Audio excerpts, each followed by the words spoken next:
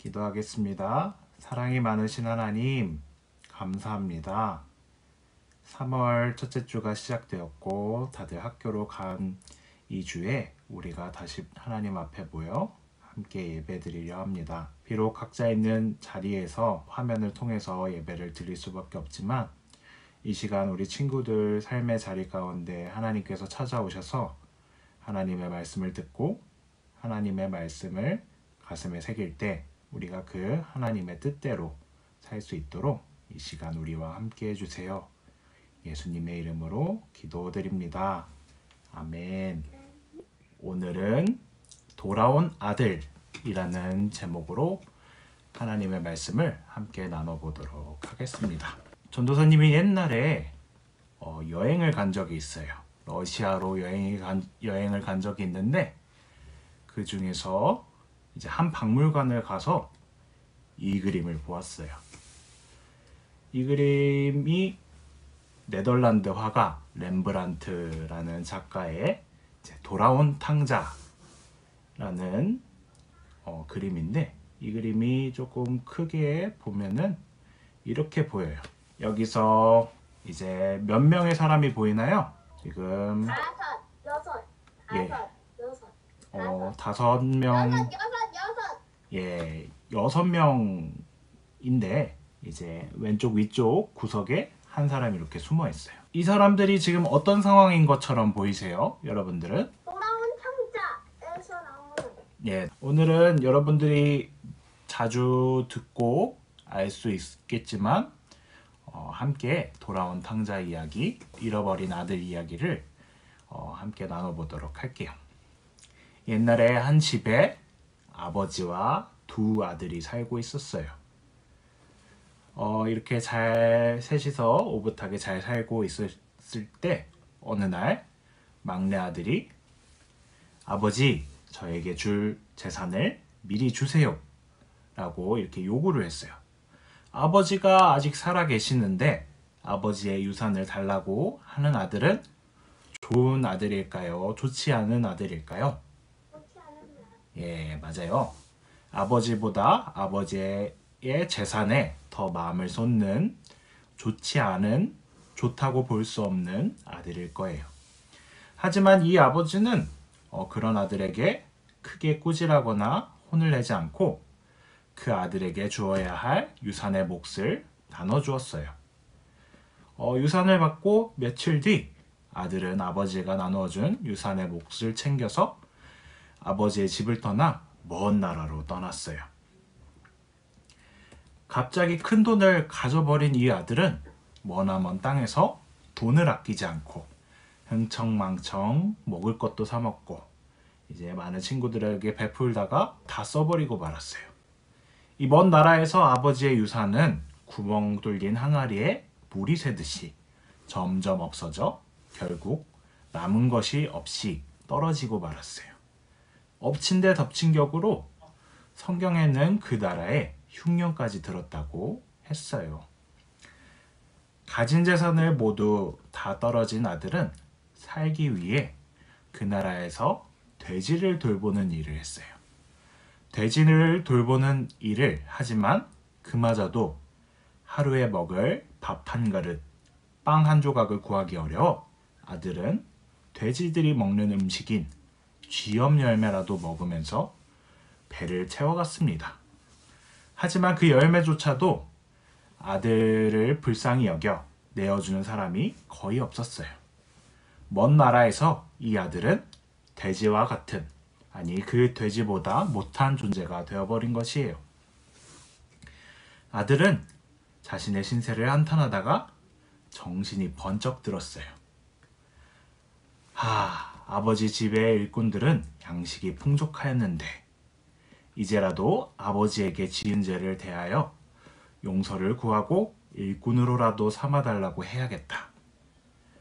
얼핏 보면 거지와 다름없던 둘째 아들은 낡아서 곧 찢어질 것만 같은 신발을 신은 채 아버지의 집을 향해 천천히 다가갔어요. 집이 저만치 보일 때 아들은 아버지를 만나면 무슨 말을 할까? 어떻게 말해야 나를 다시 아버지께서 용서하실까 고민하고 있었어요. 그런데 먼 발치에서 아들이 돌아오는 모습을 본 아버지는 한달음에 달려와 아들이 말할 틈을 주지 않고 꽉 껴안고 입을 맞췄어요. 아들은 아버지에게 준비했던 말로 용서를 빌었어요. 아버지, 내가 하늘과 아버지 앞에 죄를 지었습니다. 이제부터 나는 아버지의 아들이라고 불릴 자격이 없습니다. 그런데 아버지는 오히려 일꾼들을 불러 이렇게 말했어요. 어서 좋은 옷을 꺼내어 돌아온 내 아들에게 입히고 손에 반지를 끼우고 발에 신을 신겨라. 그리고 살찐 송아지를 끌어다가 잡아라. 내 아들이 죽었다 살아났고 내가 잃었다가 되찾았구나. 아버지는 잃어버렸던 아들이 다시 되돌아온 것이 너무나도 기뻤어요.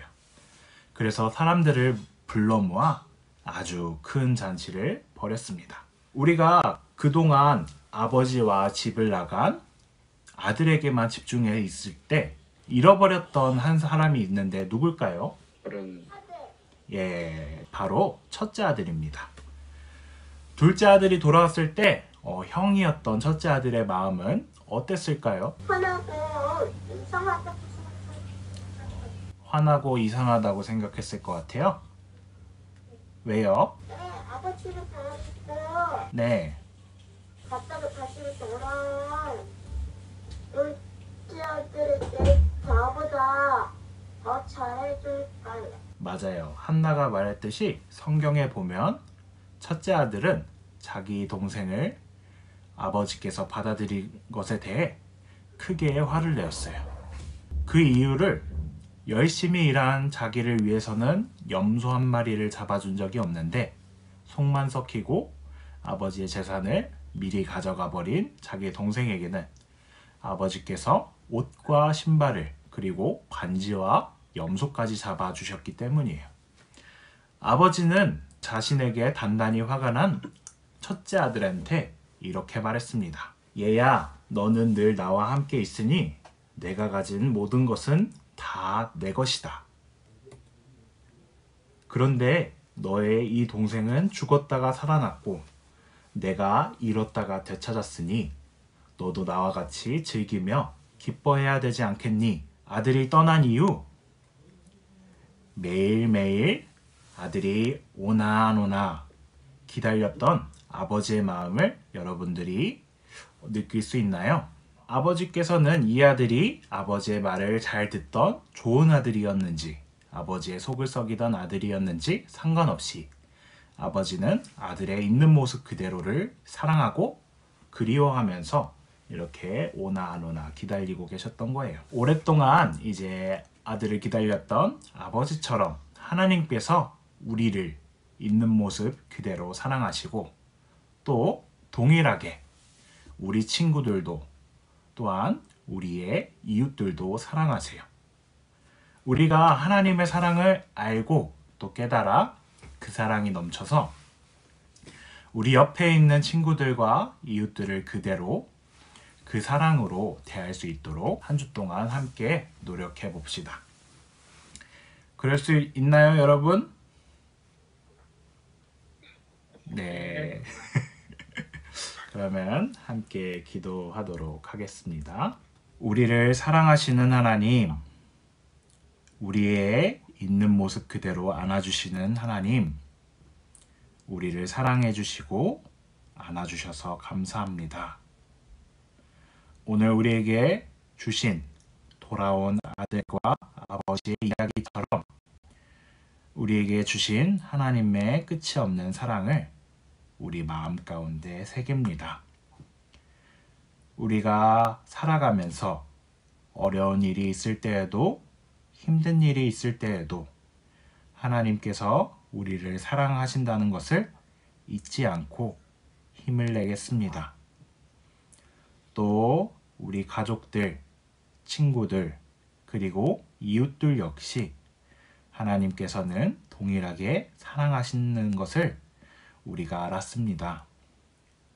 우리도 우리를 사랑하시는 하나님을 닮아 나와 다를지라도 하나님의 손과 발이 되어 그 사람들을 사랑으로 대하겠습니다.